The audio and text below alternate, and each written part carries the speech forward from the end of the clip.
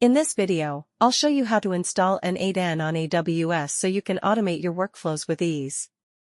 Start by logging into your AWS Management Console and head over to the EC2 dashboard.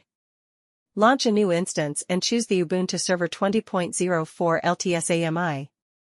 Select an instance type. For testing, T2.micro works fine. Configure the instance, add storage if needed, and set your security groups to allow HTTP, port 80, HTTPS, 443, and SSH, 22, access. Once your instance is running, connect via SSH. Update your packages using sudo apt update. Then install node.js, npm, and other dependencies. Now install N8N globally with npm install N8NG. To keep it running, use a process manager like pm2 start N8N. For secure access, set up a reverse proxy with Jinx and get an SSL certificate from Let's Encrypt. And that's it.